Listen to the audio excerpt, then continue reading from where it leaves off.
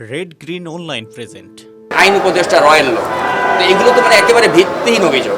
আপনি বলে দিচ্ছেন যে মোস্তফা সরোয়ার ফারুকীকে কেন করা হলো, তার স্ত্রী তো মুজিবের সিনেমাতে অভিনয় করলো। কথা হচ্ছে তার স্ত্রী একটা সিনেমা অভিনয় করলো, তার কারণে তার হাজব্যান্ডের ভূমিকাকে আপনি কেন প্রশ্নবিদ্ধ করবেন? কারণ তার হাজব্যান্ডের ফেসবুকের পোস্টগুলো আপনি খেয়াল করবেন যে 5ই আগস্টের আগে মোস্তফা সরোয়ার ফারুকী কী কী স্ট্যাটাস দিয়েছেন, এর কয়টা শেখ হাসিনার বিরুদ্ধে গিয়েছিল।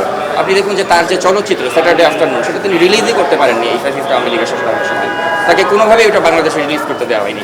এখন যে আপনি বলেন না ফারুকী আওয়ামী লীগের দোসর ছিল, তারপরে আসিফ নজরুল রয়ের দোসর, তো এইভাবে করে যদি আপনি নিজেদের মধ্যে বিভাজন তৈরি করে দেন, তাহলে দেশটাকে এগিয়ে নেওয়া যাওয়া খুব কঠিন।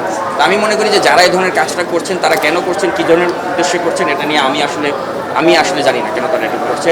তবে বর্তমান প্রেক্ষাপটে হ্যাঁ, আপনি ভিউয়ার্স বা সাবস্ক্রাইবার্স পাওয়ার ক্ষেত্রে এটা খুব ভালো একটা ব্যবসা।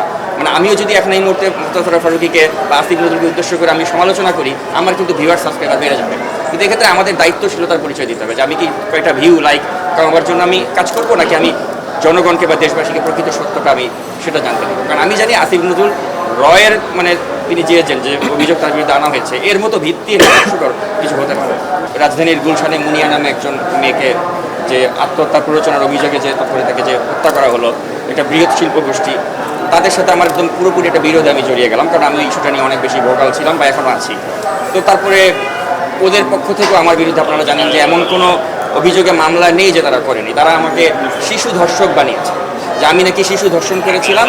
যখন আমি ইন্ডিপেন্ডেন্ট সালমান এফ রহমানের মালিকানাধীন পত্রিকাতে আমি যখন কাজ করি, ওই সময় নাকি আমি শিশু ধর্ষণ করেছিলাম রাজধানীর সবুজবাগে।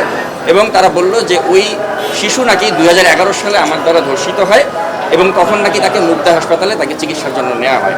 কিন্তু সবচেয়ে বড় হাস্যকর কাহিনী হচ্ছে যে মুগ্ধা হাসপাতালটা তৈরি হয়েছিল 2013 সালে। তো তারা কত বড় মিথ্যাচারের মাধ্যমে এ ধরনের যে কারো বিরুদ্ধে এ ধরনের মামলা করতে পারতো, এটা হচ্ছে একটা নির্লজ্জ মানে বাস্তবতা। তো এসব বাস্তবতার কারণে আমি বাংলাদেশে যেখানে প্রতি বছরে 2-3 বার করে আসতাম, আমার পক্ষে আসা সম্ভব হয়নি।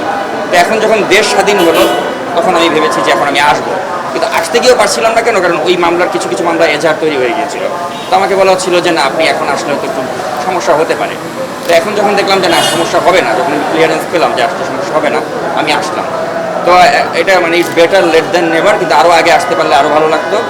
আর এক্ষেত্রে আমি মনে করি যে যারা আইন শৃঙ্খলা বাহিনীর লোকজন রয়েছেন বা যারা বিশেষ করে আমি আইন উপদেষ্টা থেকে শুরু করে সকলকে ধন্যবাদ জানাবো যে তারা আমার আসার রাস্তাটা সুগম করেছেন। এই পরিবর্তন এত দ্রুত আসবেন কারণ আপনার মনে রাখতে হবে যে 15.5 বছর ধরে ইনস্টিটিউশনগুলোকে একদম ধ্বংস করে দেওয়া হয়েছে। এখন যদি আপনি রাতারাতি আশা করেন যে এগুলোকে রাতারাতি একদম ঠিক করে ফেলা হবে, এটা আসলে সম্ভব নয়। It will take some time. এখন সমস্যাটা হচ্ছে কি যে আমরা জনগণ খুব ইমপেশেন্ট। আপনি চিন্তা করে দেখুন যে ডক্টর ইউনূসের নেতৃত্বে এই সরকারটি যখন 9 আগস্ট তারা ক্ষমতা গ্রহণ করলো, তখন থেকেই কিন্তু আমাদের প্রত্যাশার মাত্রাটা এত বেশি।